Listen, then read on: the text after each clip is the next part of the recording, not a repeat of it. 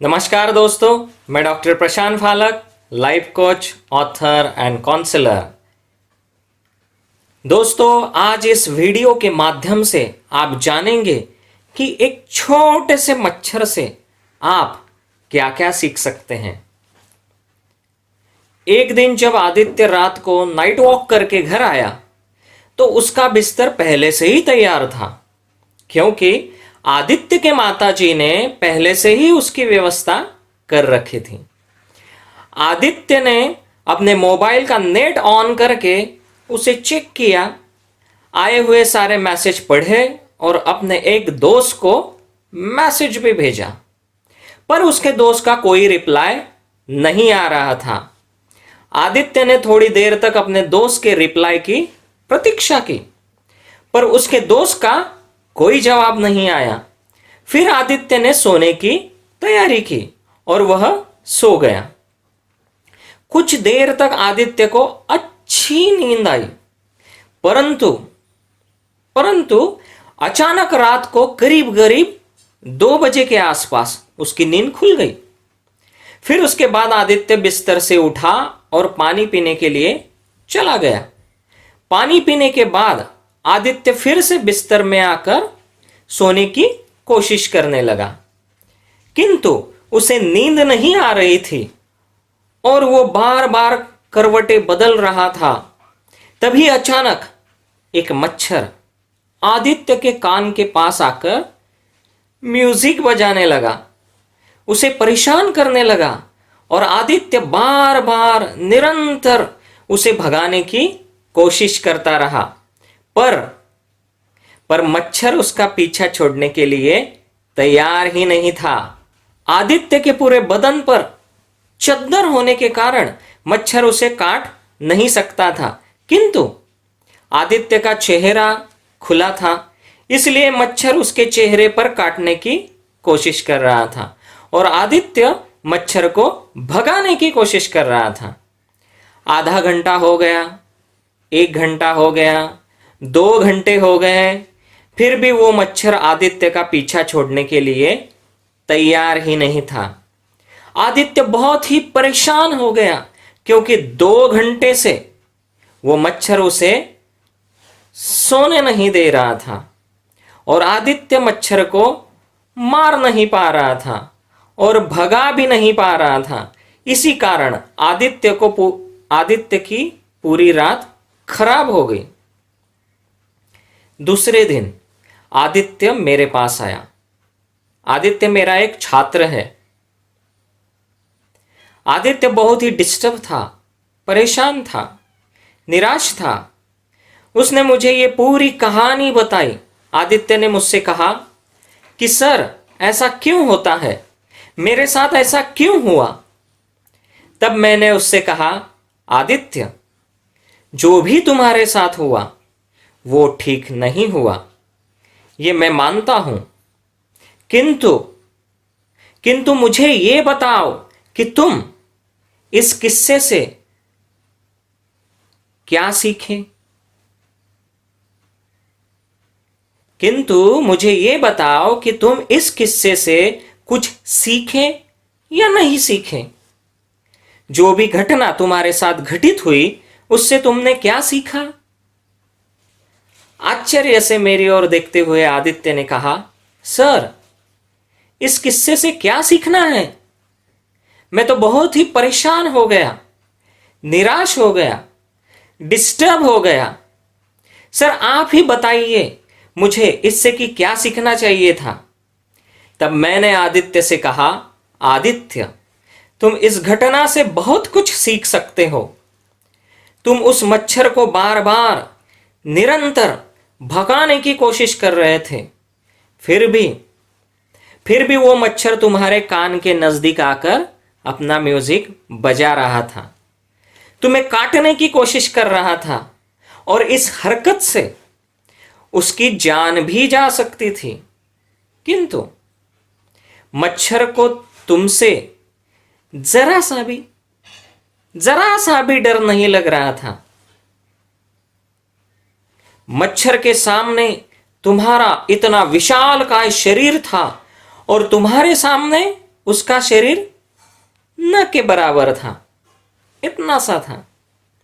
आदित्य तुम्हारे दोनों हाथों के बीच अगर वो फंस जाता तो उसकी मृत्यु निश्चित थी। तुम्हारे दोनों हाथ ही उस मच्छर के लिए बहुत ही विशाल थे। तुम बार बार निरंतर उस मच्छर को मारने की कोशिश कर रहे थे, फिर भी तुम उसे मार नहीं पा रहे थे और ऐसा लगातार चल रहा था। फिर भी मच्छर तुमसे जरा भी नहीं डरा। बिना रुके, बिना थके, बिना किसी डर के मच्छर तुम्हें काटने की कोशिश निरंतर कर रहा था।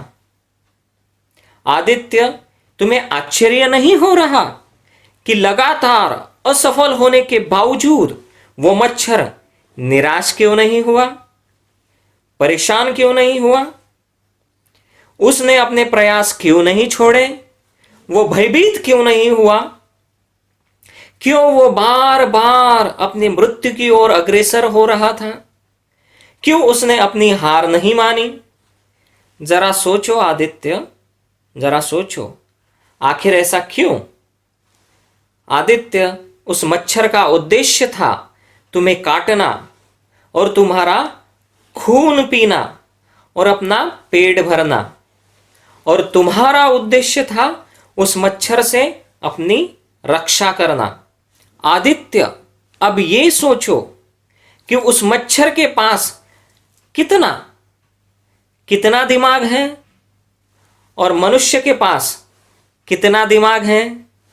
तब आदित्य ने मुझसे कहा, सर, मच्छर के पास कितना दिमाग है ये तो मैं नहीं जानता, लेकिन मनुष्य के पास मच्छर से कई गुना अधिक दिमाग है, जिसका मनुष्य अच्छी तरह से इस्तेमाल भी कर सकता है।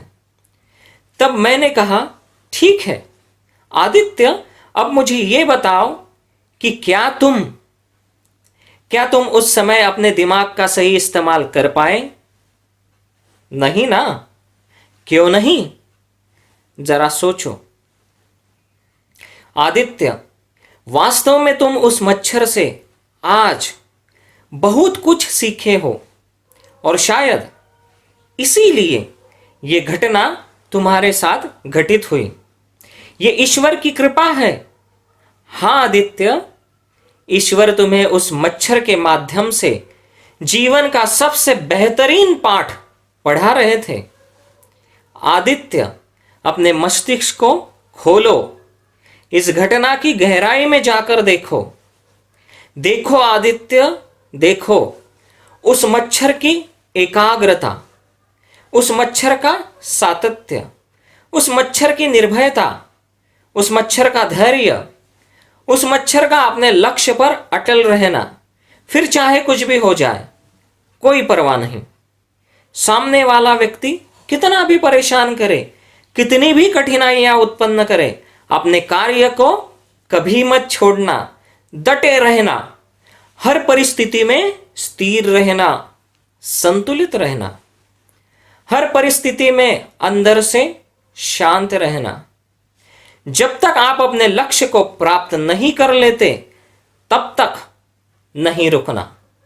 अपना तय किया हुआ उद्देश्य पूर्ण करना, तभी अपने नए उद्देश्य की ओर आगे बढ़ना और अपना दूसरा उद्देश्य पूर्ण करना। देखो आदित्य, देखो, ईश्वर ने तुम्हें जीवन के सबसे बेहतरीन पाठ पढ़ाए हैं। तुम्हें तो ईश्वर के आभार व्यक्त करने चाहिए, खुश होना चाहिए।